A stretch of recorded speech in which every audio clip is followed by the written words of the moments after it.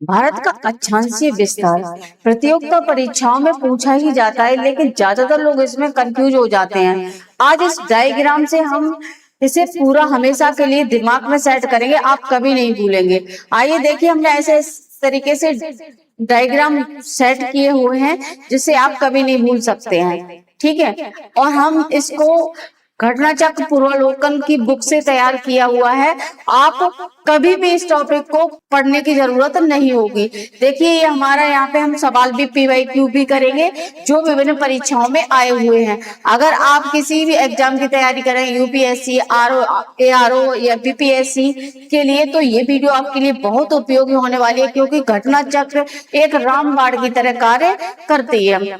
आइए हम देखते हैं, इसको समझते हैं। सबसे पहले हम देखिए अक्षांशीय विस्तार, ये हमारा घटना चक्र का दूसरा चैप्टर है और इसमें देखते हैं सबसे पहले है विषुवत रेखा क्या होती है। अन्य नाम क्या है? बृहस्पति रेखा को भूमध्य रेखा कहते हैं, अक्षांश रेखा कहते हैं, शून्य अक्षांश भी कहते हैं। विषुवत रेखा पृथ्वी को दो बराबर भागों में बांटने वाली एक काल्पनिक रेखा है। देखिए, ये हमारी ग्लोब है और ग्लोब में देखिए ये दो बीच से जो बांट रही है ये बृहस्पति रेखा है। ठीक है, इसके उत्तरी अक्षांश में कितने अक्षांश होते हैं? उत्तरी गोलार्ध में तो 89 अक्षांश होते हैं और दक्षिणी गोलार्ध में 89 अक्षांश होते हैं। अगर हम इसको 179 हो अक्षांश की संख्या हो जाती है। देखिए, हमारा ग्लोब पे आज हम किसके बारे में इस चैप्टर में पढ़ने वाले हैं? तो विषुवत रेखा इसके, देखिए ग्लोब है, ग्लोब में सबसे पहले देखिए 23.5 डिग्री पर कर्क रेखा है उत्तरी गोलार्ध में और मकर रेखा 23.5 डिग्री दक्षिणी गोलार्ध में स्थित है। ठीक है, पहले आज हम बृहस्पति रेखा के बारे में यहाँ पे पढ़ेंगे। तो देखिए, हम अक्षांश के बारे में एक नजर देखते हैं। पृथ्वी की चारों ओर पूर्व से पश्चिम दिशा में बृहस्पति रेखा के समांतर खींची गई काल्पनिक रेखाओं को अक्षांश रेखाएं कहते हैं। यहाँ पर हमने मैप में दिखाया हुआ है इतने अक्षांश उत्तरी गोलार्ध में 89 अक्षांश होते हैं, दक्षिणी गोलार्ध में भी 89 अक्षांश होते हैं और प्लस हम भूमध्य रेखा को जोड़ लेते हैं तो 179 हो जाते हैं। ठीक है, अब ये देखिए, हमारे उत्तरी ध्रुव से दक्षिणी ध्रुव को मिलाने वाली एक रेखा होती है, इसे बोलते हैं प्रधान यामोत्तर रेखा, इसे ग्रीनविच रेखा भी कहते हैं। ठीक है, अगर क्वेश्चन आ जाए इसका हम हिसाब काउंट कैसे करते हैं, तो देखिए इस तरीके से हम इसका काउंट करते हैं 89 + 89 + 1, तो ये कितनी हो जाती है? 179 हो जाती है। ठीक है, अक्षांश रेखाओं को 1 डिग्री के अंतराल पे खींचा गया। अगर क्वेश्चन आ जाए कि दो अक्षांशों के बीच में कितना अंतराल होता है, तो 1 डिग्री अक्षांश होता है। अब मैंने ये देखिए डिटेल से लिख दिया है, आप इसको देख सकते हैं। देखो, दो अक्षांशों के बीच की दूरी कितनी होती है?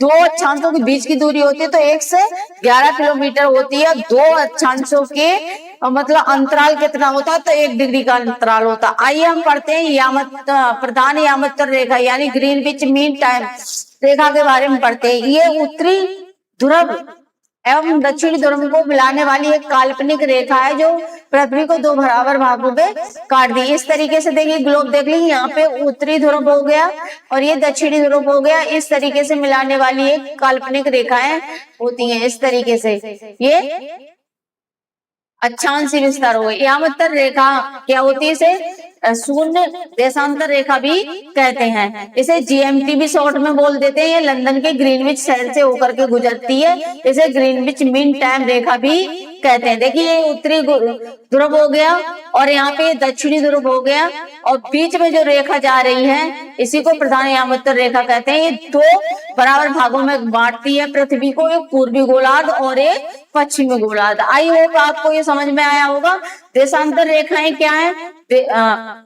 प्रधान यामोत्तर के पूर्व एवं पश्चिम में उत्तरी और दक्षिणी ध्रुव को मिलाने वाली काल्पनिक रेखाओं को देशांतर रेखा कहते हैं। आपने यहाँ पे देख लिया। यहाँ पे देखिए, पश्चिमी गोलार्ध में 180 होती हैं और ये पूर्वी गोलार्ध में भी 180 देशांतर रेखाएं होती हैं। अब यहाँ पे क्वेश्चन आ जाता है टोटल कितनी होती है? तो देखिए, टोटल कितनी होती है? 360 होती है। कितनी होती है? 360 होती है। और कुछ किताबों में इसको बीच वाली प्रधान यामोत्तर रेखा को भी ऐड कर लेते हैं तो कितनी हो जाती है? 361 भी, लेकिन ज्यादातर 360 ही मानते हैं ये वाला। देखिए, आप ऑप्शन के अनुसार जाएंगे। ठीक है। ध्रुवों से विस्पत रेखा की ओर बढ़ने से देशांतर रेखाओं के बीच की दूरी कैसी हो जाती है, बढ़ जाती है। अब देखिए मान लो ये ध्रुव है, ठीक है। अब ध्रुव से हम विस्पत रेखा यहाँ पे होगी बीच बीच में, ठीक है। अब हम यहाँ पे बढ़ेंगे तो यहाँ पे क्या होगी, सबसे अधिकतम दूरी होगी। विस्पत रेखा पर देशांतर रेखाओं के बीच की दूरी कितनी होती है? अब दो देशांतरों रेखाओं की विस्पत रेखाओं पर दूरी पूछ लेते हैं तो कितनी होती है, 111.33 किलोमीटर, यानी 111.33 किलोमीटर होती है। भारत का अक्षांशीय विस्तार देख लेते हैं हम।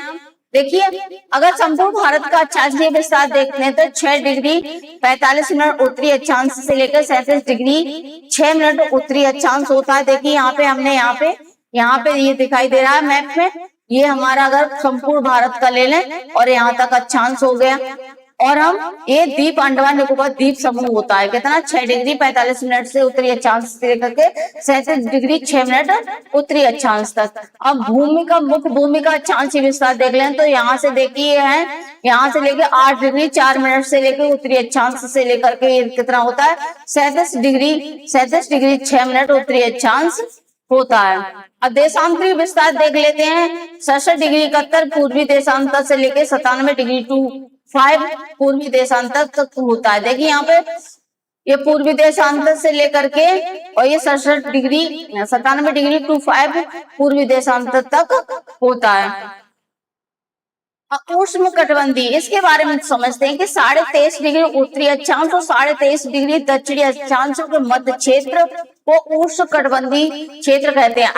आइए हम मैप से समझते हैं। देखिए ये हमारा ग्लोब है, ठीक है, ग्लोब है। यहाँ पे देखिए कर्क रेखा है और ये मकर रेखा है, 23.5 डिग्री कर्क रेखा और ये मकर रेखा। इसके जो बीच का क्षेत्र है वो ही इसको क्या बोलते हैं, उष्ण कटिबंधीय क्षेत्र बोलते हैं। आई होप आपको ये समझ में आया होगा। निम्न अक्षांशों से उच्च अक्षांशों 90 की ओर यानी ध्रुवों की ओर जाने पर दिन और रात में अंतर हो जाता है निम्न अक्षांशों से।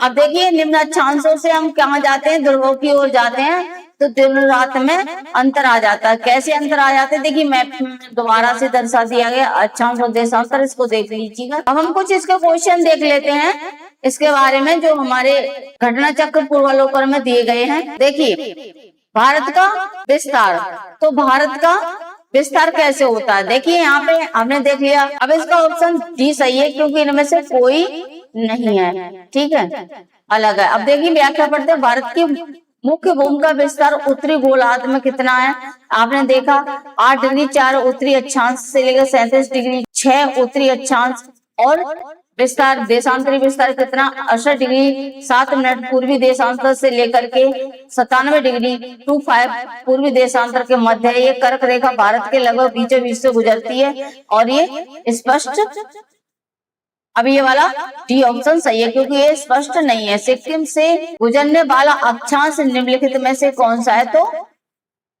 सिक्किम से गुजरने वाली अक्षांश रेखा राजस्थान से होकर के गुजरती है क्योंकि वो राजस्थान से भी होकर के गुजरती है। जिस जिले में 70 पूर्वी देशांतर होता है तो जैसलमेर में, ठीक है, और पूर्वी देशांतर रेखा जैसलमेर से होकर के गुजरती है। भारत एवं कर्क रेखा, इसके बारे में टॉपिक नंबर 3 है, इसके बारे में हम कल पढ़ेंगे। Thank you.